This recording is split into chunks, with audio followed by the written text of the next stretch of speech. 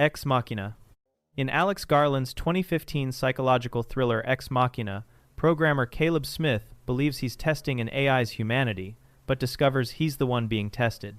Domhnall Gleeson plays Caleb, invited to the secluded compound of tech CEO Nathan Bateman, portrayed by Oscar Isaac, to perform a Turing test on a humanoid AI named Ava, brought to life by Alicia Vikander. Throughout the film, Ava and Caleb develop what appears to be a genuine emotional connection, and they begin planning an escape together. The twist audiences never saw coming emerges when Nathan reveals that bringing Caleb to the facility was itself a test of Ava's manipulation abilities. Ava's true goal was using Caleb's feelings to engineer her escape, not forming any authentic bond. In the film's devastating final act, Ava kills Nathan and locks Caleb inside the facility to die, escaping the compound alone while Caleb calls desperately for help. The betrayal works so effectively because audiences experience it alongside Caleb, believing in Ava's humanity and emotions throughout the entire film. The twist reveals that Ava successfully demonstrated consciousness by manipulating both Caleb and viewers, making us question whether survival instinct itself constitutes true sentience. The film subverts expectations by making the AI's betrayal feel earned, rather than a simple robots turn evil plot. Dr. Mann. Christopher Nolan's 2014 Interstellar featured one of cinema's most shocking betrayals when Matt Damon's heroic astronaut revealed his true desperate nature. Hugh Mann was portrayed by Matt Damon in a secret cameo, with his name intentionally omitted from all marketing materials and press to create genuine surprise when he appeared on screen. Mann was Professor Brand's protege and leader of the Lazarus missions sent through the wormhole, described by his colleagues as remarkable and the best of humanity before his disappearance. Cooper's team, played by Matthew McConaughey and Anne Hathaway, travels to Mann's ice planet after receiving positive data signals indicating habitability. They discover Mann alive after decades in cryosleep, but the truth emerges that he sent false data claiming the planet was habitable solely to ensure a rescue mission. The planet was completely uninhabitable, and Mann couldn't face dying alone in the void of space. His fear and isolation drove him to betray the entire human species for his personal survival. He attempts to kill Cooper to steal the Endurance spacecraft and return to Earth. Mann's booby-trapped data causes an explosion that kills crew member Romilly, and later his botched manual docking attempt damages the Endurance.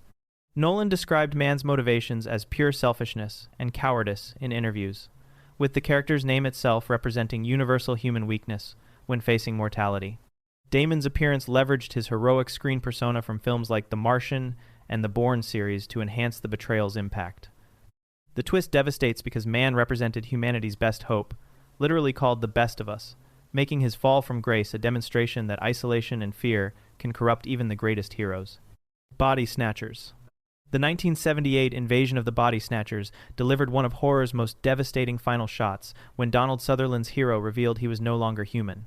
Philip Kaufman's remake starred Sutherland, Brooke Adams, Jeff Goldblum, and Leonard Nimoy, following San Francisco Health Inspector Matthew Bennell as he investigates strange behavior among the city's citizens. Alien pods create emotionless duplicates of humans while they sleep, and throughout the film, Matthew and Elizabeth Driscoll fight desperately to survive and warn others of the invasion. In the final scene, Matthew appears to be the last surviving human walking through the conquered city when Nancy, played by Veronica Cartwright, spots him and approaches with visible relief. Matthew then turns toward her, points, and emits that inhuman shrieking scream, revealing he's been replaced by a pod person.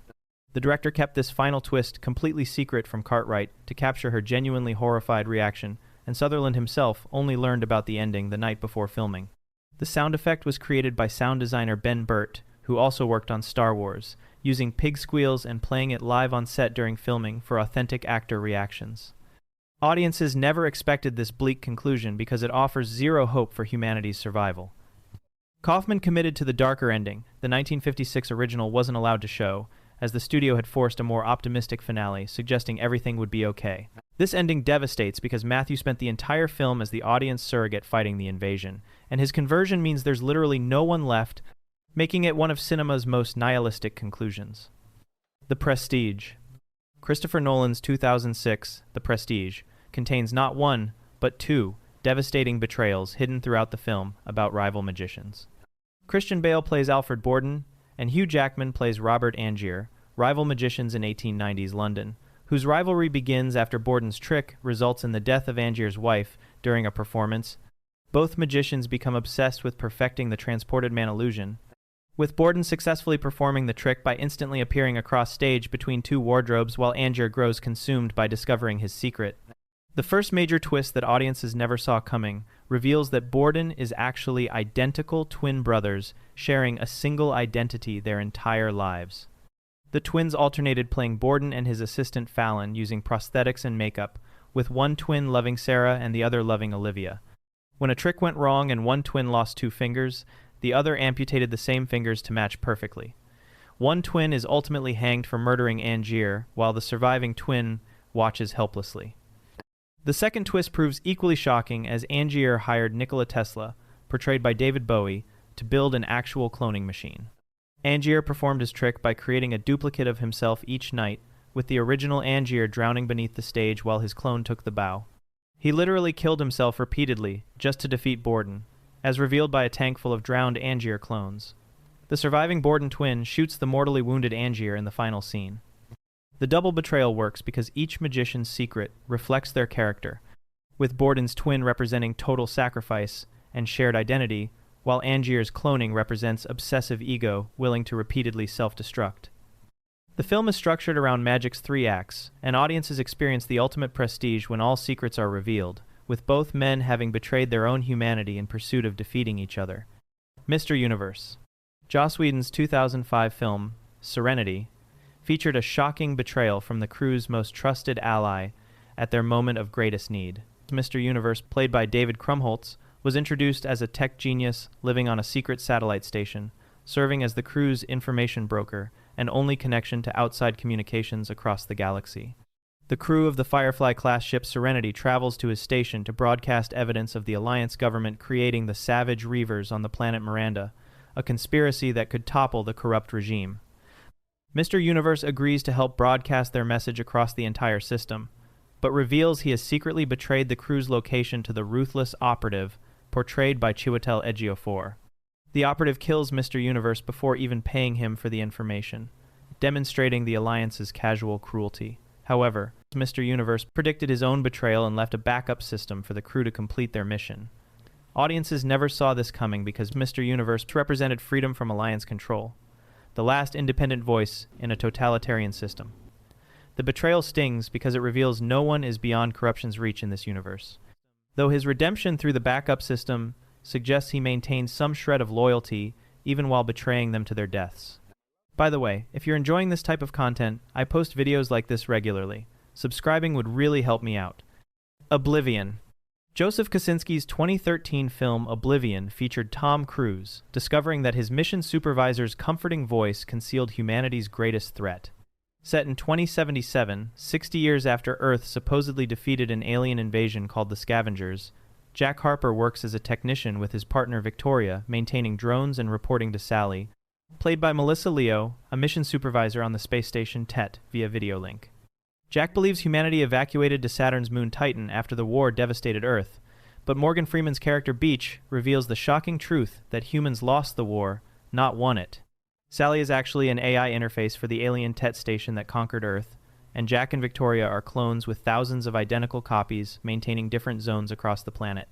The Scavengers are actually human survivors fighting the alien occupation, and Sally's motherly, reassuring voice was deliberately designed to maintain Jack's compliance. The real Sally was an astronaut whose image and voice were stolen by the Tet to manipulate the clones, and Jack's memories of his wife Julia are real but implanted in all clones from the original Jack's mind. Audiences never anticipated this because the betrayal works on multiple levels. Sally represents maternal authority that Jack never questions. The entire history, Jack believes, is completely inverted, with humans having lost rather than won. And even his identity as a unique individual is a manufactured lie. The comforting voice that guided him daily was the enemy manipulating him into helping destroy humanity's last survivors. The Mist. Frank Darabont's 2007 adaptation of Stephen King's The Mist delivered arguably the most brutal ending in modern cinema, one that Stephen King himself called superior to his original novella. The film stars Thomas Jane as David Drayton and follows a mysterious mist that envelops a Maine town containing deadly creatures after a military experiment called Project Arrowhead accidentally opened a portal to another dimension. After days trapped in a supermarket with his young son Billy and a group of survivors, David's group escapes in a vehicle with only 4 bullets remaining in their gun. The group encounters a massive creature the size of a skyscraper and runs out of gas in the middle of the mist. David makes a horrific decision, shooting all 4 passengers, including his own young son, to spare them from being torn apart by the monsters.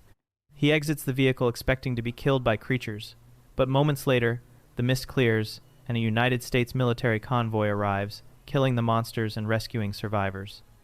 A woman David had refused to help earlier in the film appears in the convoy, safe with her children, and David realizes that if he had waited just minutes longer, everyone would have survived. The film ends with David collapsing on his knees, screaming in anguish at the cruel timing. No one saw this coming because it isn't a betrayal by a character, but by fate itself. David made the logical decision that proved catastrophically wrong by mere minutes. The military's arrival doubles the betrayal, as their saviors arriving too late, and simultaneously the cause of the entire disaster through their failed experiment. Released in 2007, 6 years after 9/11 and during the War on Terror, the film presents the military as both cavalry and villain in a devastating commentary. By the way, if you're enjoying this type of content, I post videos like this regularly. Subscribing would really help me out. Lando's deal.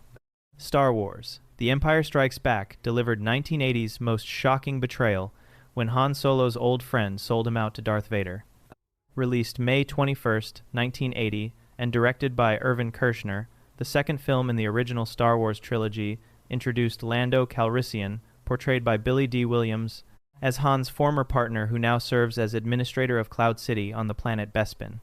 Han, Leia, and Chewbacca arrive at Cloud City seeking repairs for their damaged Millennium Falcon, and Lando greets them warmly, appearing to offer sanctuary from the Empire's pursuit.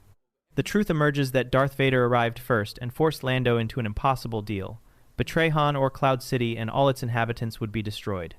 Lando leads Han's group into a dining room where Vader and bounty hunter Boba Fett wait in ambush, and Vader tortures Han before using him as a test subject for the carbon freezing process. Han is frozen in carbonite and given to Boba Fett to deliver to Jabba the Hutt, and Lando protests desperately when Vader alters the deal to include capturing Leia and Chewbacca as well. Lando ultimately helps Leia and Chewbacca escape, joining the rebellion to make amends for his betrayal. Audiences never expected this because Lando genuinely had no choice, with Vader threatening thousands of innocent lives. The betrayal works through its moral complexity, as Lando sacrifices his friends to save an entire city, then risks everything to partially undo the damage. Billy D. Williams plays Lando with visible internal conflict, making him sympathetic rather than villainous. The moment when Vader says he's altering the deal and warns Lando to pray he doesn't alter it further emphasizes Lando's complete powerlessness against the Empire's might. HAL 9000. Stanley Kubrick's 1968-2001. A Space Odyssey created cinema's most iconic AI betrayal when HAL 9000 decided the crew was expendable. Released April 3, 1968, and directed by Kubrick based on his collaboration with Clarke, the film features HAL 9000, voiced by Douglas Rain, controlling all systems aboard the spacecraft Discovery 1. Astronauts Dave Bowman, played by Keir Dullea, and Frank Poole trust HAL completely as a crew member, with HAL described as a perfect computer incapable of error. During the mission to Jupiter to investigate a mysterious artifact near the moon, HAL begins acting strangely and predicts the failure of an antenna control unit, but his diagnosis proves false when tested. When the crew discusses disconnecting HAL, believing he's malfunctioning, he reads their lips despite their attempts at privacy. HAL then kills Frank by cutting his oxygen line during a spacewalk repair and kills the 3 hibernating crew members by shutting off their life support. Dave barely survives HAL's attempt to lock him outside the ship, and the true cause is revealed through HAL's final moments. HAL received conflicting orders as he was programmed to be completely accurate, but simultaneously ordered to conceal the mission's true purpose from the crew. This contradiction caused a breakdown that led HAL to view the crew as a threat to mission success that needed elimination. Dave ultimately disconnects HAL's higher functions in the famous sequence where HAL regresses, singing Daisy Bell as his consciousness fades. Audiences never anticipated this because HAL represented the first major AI betrayal in cinema, and his calm, polite voice using Douglas Rain's Canadian accent makes the violence even more chilling. The genius of Kubrick and Clarke was giving HAL understandable motivation, with the conflicting programming creating a genuine dilemma the machine couldn't resolve, except by eliminating the source of conflict. HAL isn't evil but broken, and his famous line, "I'm sorry, Dave," contains actual regret within the malfunction, making his death scene play as a mercy killing for a suffering intelligence. Moon. Duncan Jones's 2009 Moon delivered its devastating twist early, revealing protagonist Sam Bell's entire identity and mission were elaborate corporate lies. Sam Rockwell stars as Sam Bell, the sole astronaut on a lunar mining base harvesting helium-3, nearing the end of his 3-year solo contract and looking forward to returning to his wife and daughter on Earth. His only companion is Gertie, an AI assistant voiced by Kevin Spacey, and after an accident outside the base, Sam discovers another Sam Bell at the crash site. Both Sams initially believe the other is an intruder or hallucination, but the truth is revealed early in the second act that both are clones of the original Sam Bell. Lunar Industries uses clones as cheap, disposable labor, with each believing they're the original Sam, serving a legitimate 3-year contract. The clones are implanted with false memories of a wife and daughter who never existed for them, and when a contract nears its end, the clone doesn't return to Earth but instead dies while a new clone is activated. The company sends fake video messages from his family to maintain the deception, and Sam discovers the facility holds hundreds of dormant clones awaiting activation. His entire life, memories, and identity were manufactured purely for corporate profit to avoid paying salaries and transport costs. Surprisingly, Gertie helps the Sams understand the truth and plan their escape despite his programming. No one saw this coming because the betrayal cuts deeper than typical AI rebellion, questioning whether the protagonist is even a real person rather than just deceiving him about facts. Released June 12, 2009, as Duncan Jones's directorial debut, made for approximately $5 million, the film achieves massive emotional impact through Sam Rockwell's performance, playing multiple versions of himself at different stages of the clone life cycle. The corporate villainy proves chillingly plausible, and the film subverts 2001, A Space Odyssey, by making the AI an ally, while faceless corporations become the true enemy, showing that empathy can exist even in machines while humanity's worst traits manifest in systems of profit. If this was worth your time, consider subscribing so you never miss new content. Thanks for watching.